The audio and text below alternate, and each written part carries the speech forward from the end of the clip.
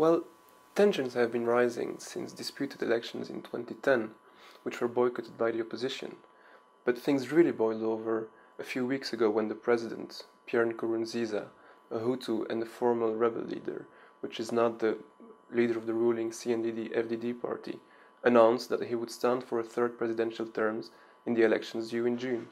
The move was unconstitutional, but validated by the Constitutional Court, and it prompted huge street protests in the capital Bujumbura. And after a few days of protests, there was even a coup attempt by a few army generals who didn't want to let Nkurunziza stand for another term. The coup has now failed, but Burundi remains on the brink.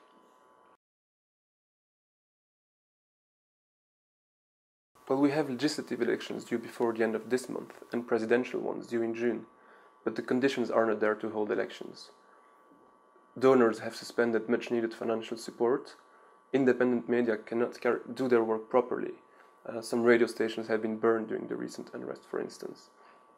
And opposition candidates and voters are in fear, and their security cannot be guaranteed during the elections. So the most likely scenario is now that elections will be postponed. But even then, and even if Nkurunziza doesn't stand in the election, the ruling party, the CNDD-FDD, will probably win the elections. They're still highly popular in rural areas, and they have a very strong party machinery which will help them win another landslide.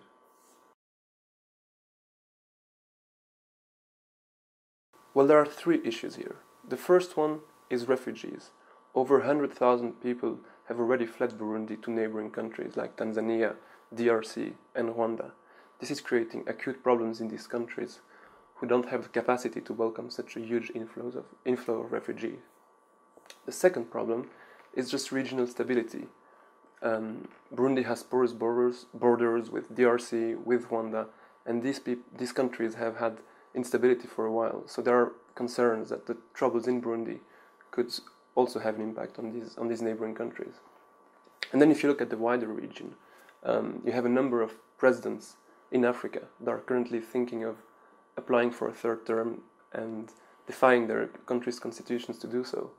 And if they look at what happened in Burkina Faso a few months ago, if they look at what happened in Burundi this year, they may think again about this.